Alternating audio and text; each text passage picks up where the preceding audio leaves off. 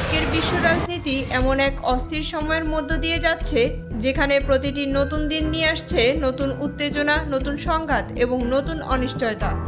একদিকে ইরান ও যুক্তরাষ্ট্রের মধ্যকার উত্তেজনা ক্রমশ বিপজ্জনক দিকে এগোচ্ছে, অন্যদিকে গাজায় যুদ্ধবিরতির মাঝেও অব্যাহত রয়েছে ইসরায়েলি হামলা। একই সময়ে পশ্চিমা বিশ্বের রাজনীতিতেও দেখা যাচ্ছে বড় ধরনের পরিবর্তনের ইঙ্গিত। কেন ট্রাম্প প্রশাসন হঠাৎ 3টি চীনা প্রতিষ্ঠানের উপর নিষেধাজ্ঞা আরোপ করল এবং কিভাবে ইরান মধ্যপ্রাচ্যে মার্কিন সামরিক শক্তিকে চাপে ফেলেছে?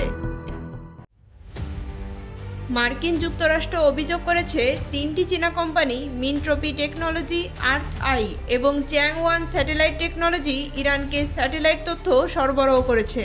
ওয়াশিংটনের দাবি, এই তথ্য ব্যবহার করেই ইরান মধ্যপ্রাচ্যে মার্কিন সামরিক লক্ষ্যবস্তুতে আরও নিখুঁত হামলা চালাতে সক্ষম হয়েছে। এই অভিযোগের ভিত্তিতে যুক্তরাষ্ট্র ওই প্রতিষ্ঠানগুলোর উপর নিষেধাজ্ঞা আরোপ করেছে। কিন্তু বড় প্রশ্ন হলো, এই নিষেধাজ্ঞা কতটা কার্যকর হবে? বাস্তবতা হচ্ছে, বর্তমানে অনেক চীনা প্রযুক্তি প্রতিষ্ঠান পশ্চিমা আর্থিক ব্যবস্থার উপর আগের মতো আর নির্ভরশীল নয়। ফলে ওয়াশিংটনের এই চাপ তাদের কার্যক্রম থামাতে পারবে কিনা তা নিয়ে অনেক বিশ্লেষকের মধ্যেই সন্দেহ রয়েছে। আরও গুরুত্বপূর্ণ বিষয় হলো, এই ঘটনাটি এমন এক সময় ঘটেছে যখন ট্রাম্প খুব শীঘ্রই চীন সফরে যাওয়ার প্রস্তুতি নিচ্ছেন। ফলে আন্তর্জাতিক কূটনীতিতে নতুন উত্তেজনা তৈরি হওয়ার আশঙ্কা বাড়ছে। এখন প্রশ্ন হলো, আমেরিকা এত চিন্তিত কেন? কারণ বিভিন্ন আন্তর্জাতিক প্রতিবেদনে দাবি করা হয়েছে যে ইরান সাম্প্রতিক সংঘাতে মার্কিন সামরিক অবকাঠামোর উপর উল্লেখযোগ্য ক্ষতি করতে সক্ষম হয়েছে।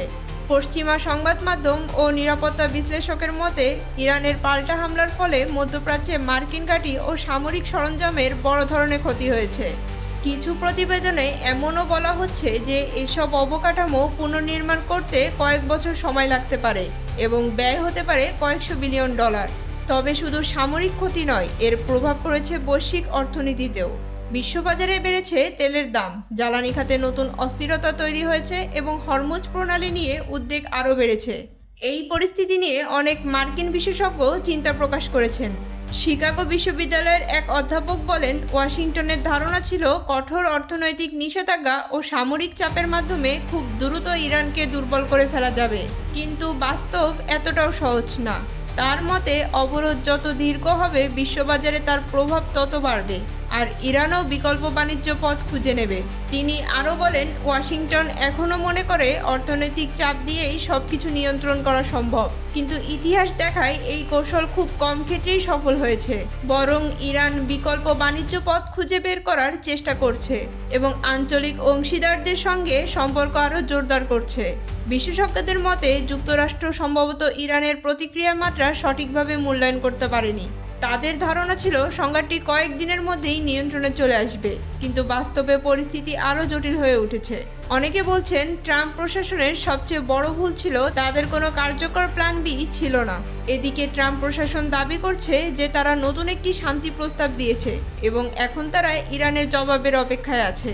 কিন্তু ইরানের পররাষ্ট্র মন্ত্রণালয় স্পষ্ট জানিয়ে দিয়েছে যে যুক্তরাষ্ট্রের দেওয়া সময়সীমা নিয়ে তেহরানের কোনো উদ্বেগ নেই। এর মানে হচ্ছে দুই পক্ষের মধ্যে উত্তেজনা কমার পরিবর্তে আরও বাড়ার সম্ভাবনাই বেশি। সব মিলিয়ে পরিস্থিতি অত্যন্ত জটিল। একদিকে মধ্যপ্রাচ্যে যুদ্ধের আশঙ্কা, অন্যদিকে বিশ্ব অর্থনীতির চাপ, আর পশ্চিমা দেশগুলোর রাজনীতিতেও এখন বড় ধরনের অস্থিরতা দেখা যাচ্ছে।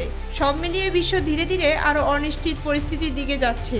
এখন দেখার বিষয়, পরিস্থিতি কূটনীতির মাধ্যমে শান্ত হবে নাকি বিশ্ব আরও এগোবে বড় সংঘাতের দিকে।